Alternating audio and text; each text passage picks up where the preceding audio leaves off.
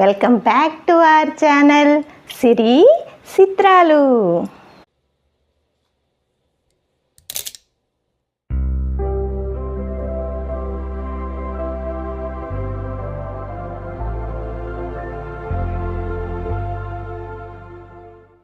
Hi అండి, అందరికీ నమస్కారం. ఎలా ఉన్నారు అందరూ? నేనైతే చాలా బాగున్నాను. మీరందరూ కూడా ఆ భగవంతుని దయ వల్ల చాలా బాగున్నారని ఆశిస్తూ మన వీడియోలోకి వెళ్ళిపోదాం. ఈరోజు మన వీడియోలో వచ్చి మనం మొక్కజొన్న గింజలతో గారెలు చేసుకుందాం. మరి తమ్నేల్లో ఏంటో అమ్మ నాన్న ప్రేమ ఏదో పెట్టి మళ్ళీ గారెలు అంటుందేంటి అనుకుంటున్నారు కదా.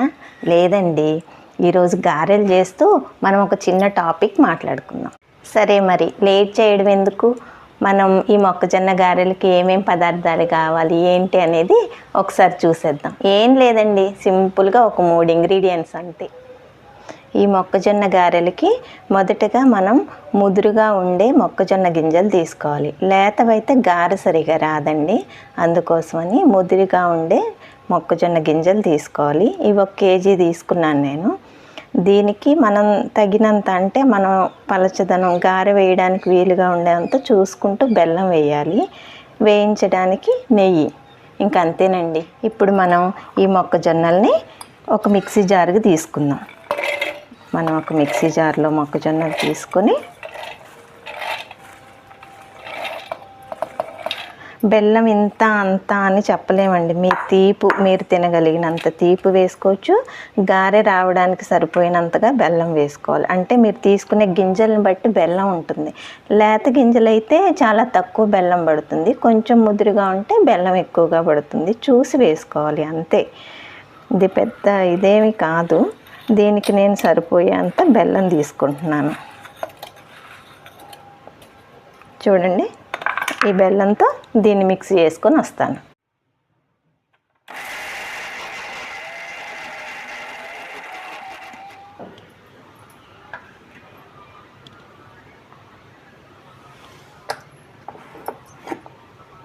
ఇలా వస్తే సరిపోతుంది. దీన్నంతా ఒక బౌల్లోకి తీసుకోవాలి.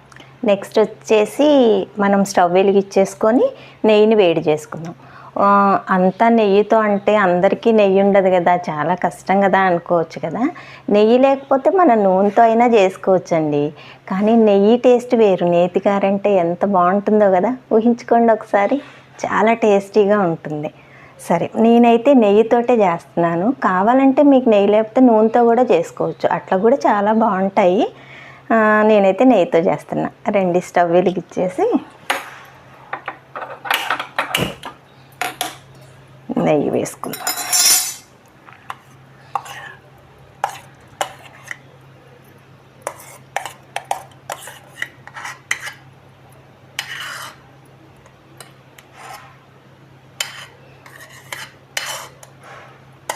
అమ్మ వాళ్ళకి పాడి మంచిగా ఉంటుందండి. పాలు నాకు ఇంటి దగ్గర నుండే పాలు వస్తాయి. అమ్మ వాళ్ళు దగ్గరలో ఉండే పల్లెటూరులో ఉంటారు, ఇంటి దగ్గర నుండే పాలు వస్తాయి. ఆ నెయ్యి కూడా అమ్మ పంపిస్తుంది, అందుకని మేము నేతితోటే ఎక్కువ వంటలు చేసుకుంటుంటాం. సరే, మరి ఈ నెయ్యి వేడెక్కేసరికి అసలు మీరేంటి తమ్నేల్లో అమ్మ నాన్న ప్రేమలో కల్తీ ఉందా అని పెట్టారు, ఇప్పుడేంటి గారెలు వేస్తున్నారు అనుకుంటున్నారు కదా. సరే, ఈ నూనె వేడెక్కేసరికి అసలు మన మెయిన్ టాపిక్లోకి వెళ్ళిపోదాం.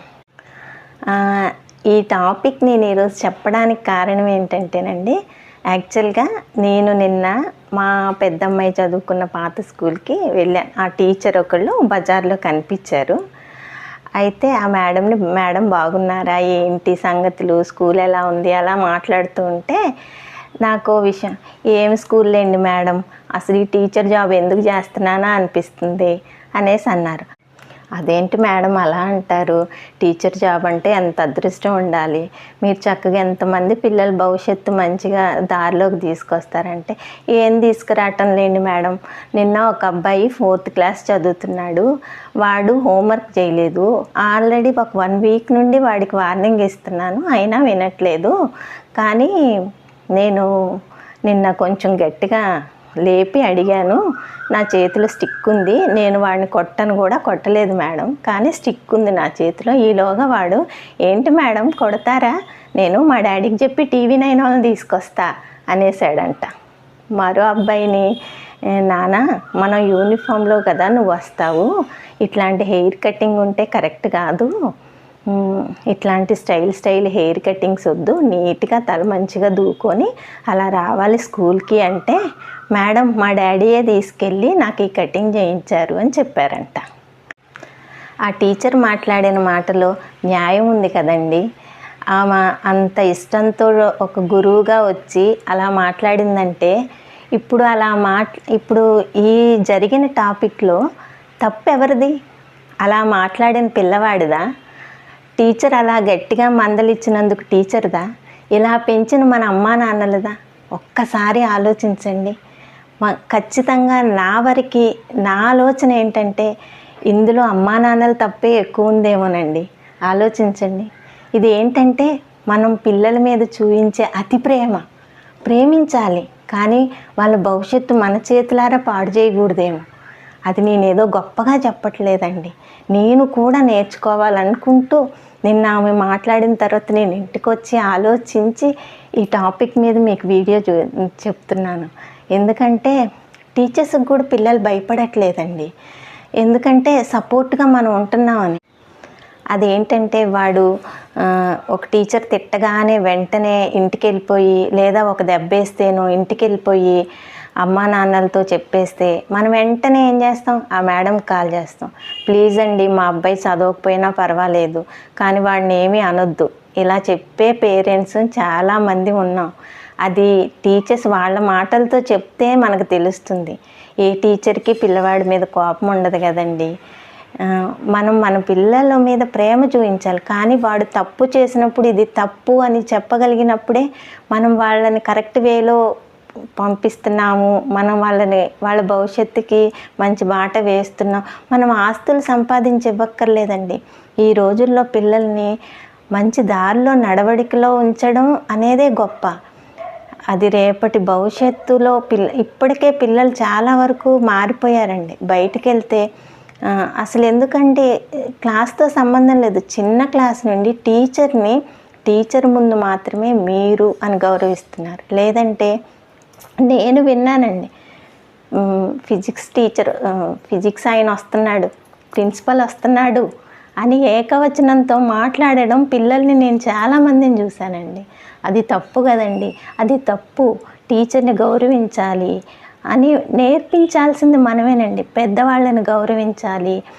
ఒకటండి, మనం ఎప్పుడైనా ఒక వేప విత్తనం వేసి అది పెద్దగా అయిన తర్వాత మామిడి పండు ఫలాన్ని, తియ్యటి ఫలాన్ని ఇవ్వాలి అని కోరుకోవడం ఎంతవరకు న్యాయం అండి? మనం చిన్నప్పుడు వాళ్ళకి మంచి బీజం, ఒక మామిడి విత్తనం నాటితేనే మామిడి పండు వస్తుంది.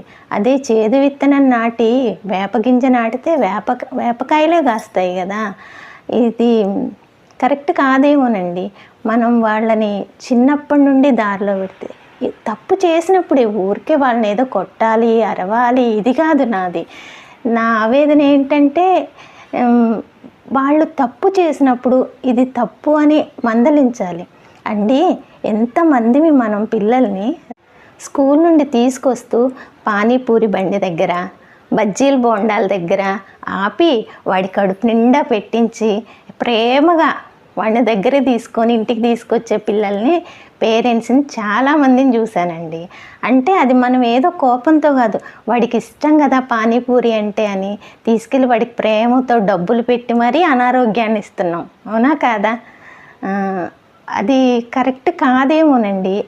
మనం అదే తీసుకొచ్చి ఒక ఫ్రూట్స్, హెల్తీ ఫుడ్, దాన్ని మనం చిన్నప్పటి నుండి తినడండి మా అబ్బాయి అని అంటారు. తినడు. ఒకేసారి పెడితే పిల్లాడే కాదు, మనం కూడా మన ఫుడ్ని మార్చుకోవాలి అంటే వెంటనే మనం చేంజ్ చేయలేము, పెద్దవాళ్ళమైనా.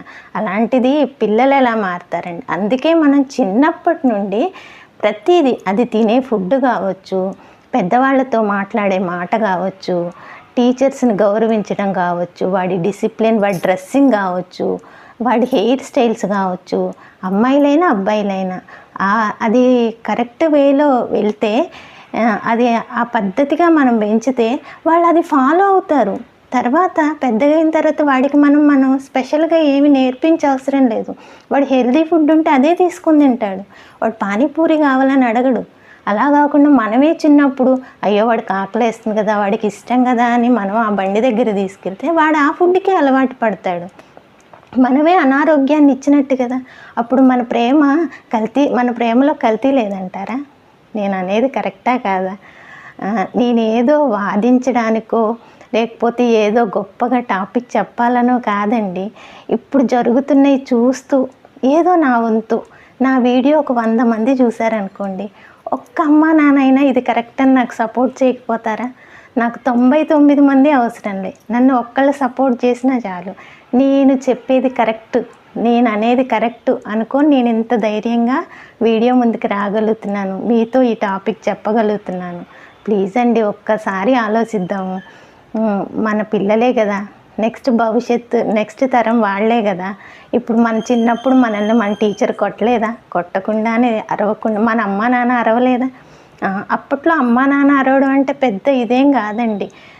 ఇప్పుడు 7th క్లాస్ 8th క్లాస్ నుండి బండ్లు ఇచ్చేస్తున్నాం మగపిల్లలకి. బండి మీద ఆడపిల్లలైనా కూడా బండి ఇచ్చేస్తున్నాం.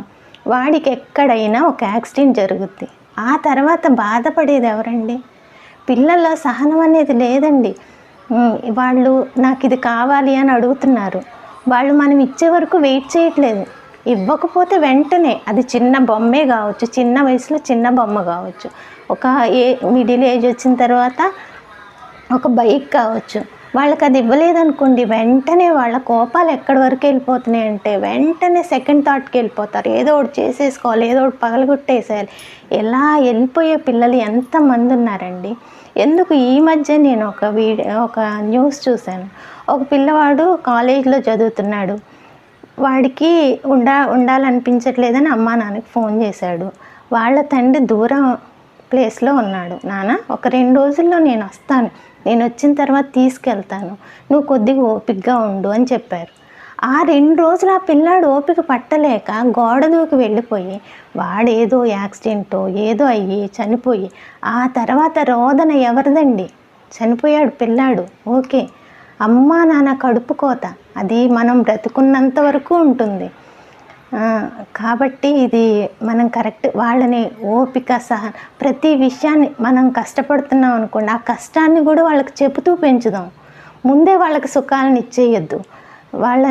ఇది మా నాన్న ఎంత కష్టపడితే నాకు ఇది వస్తుంది, నా స్కూల్ ఫీజు అంటే మా డాడీ చాలా కష్టపడితే నాకు స్కూల్ ఫీజు కడుతున్నాడు, అమ్మ పొద్దున్నే లేచి బాక్స్ పెడుతుందంటే తెల్లవారుజామునే లేచి ఎంతో కష్టపడి చేస్తే కానీ అమ్మ నాకు బాక్స్ పెడుతుంది. అలాంటి విలువలు పిల్లలకి తెలియాలి అనేదే నా తాపత్రయం. ఏమోనండి, నాకు తెలిసిన వరకు చెప్పాను. ఇందులో ఏదైనా తప్పున్నా ఇది ఎవరిని ఉద్దేశించి కాదండి. ఇందులో ఏదైనా తప్పున్నా ఏదున్నా నన్ను మన్నించండి. సరే, మరి మనం గారెలు వేసేసుకుందామా? నెయ్యి వేడైపోయింది. ఈ గారెలు వేసేటప్పుడు మనం కొంచెం పాలతో తడపాలి. క్లాత్ మీద కొంచెం పిండి తీసుకొని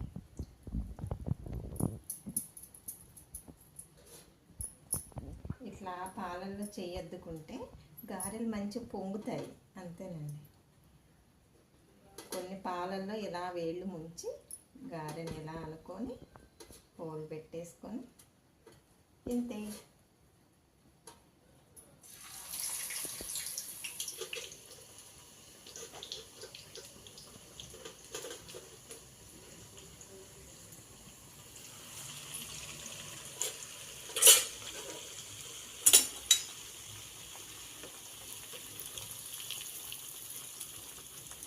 ఒకవేళ మీకు గారె పిండి కానీ కొంచెం పలచగా అయినట్టు గారె రాకుండా ఉందనుకోండి, దాన్ని కొద్దిసేపు డీప్ ఫ్రిడ్జ్లో పెట్టేయండి.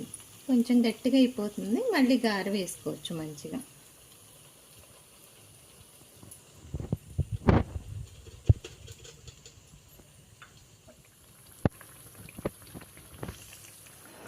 ఇంతేనండి, మన ఎమ్మి గారెలు రెడీ. ఇవి చాలా టేస్టీగా ఉంటాయండి. పిల్లలు, అమ్మ చేతి వంట మీరు కూడా ఇలాంటివి చేయించుకొని తినండి. బయట ఫుడ్ అంతా మానేయండి. జంక్ ఫుడ్ అంటూ తినొద్దు. ఇలాంటి కమ్మనైన గారెలు, బూరెలు అన్నీ అమ్మతో చేయించుకొని మాత్రమే తినండి. సరేనా? నా వీడియో కానీ మీకు నచ్చినట్లయితే లైక్ చేయండి, షేర్ చేయండి, సబ్స్క్రైబ్ చేయండి, నన్ను సపోర్ట్ చేయండి. Thank you.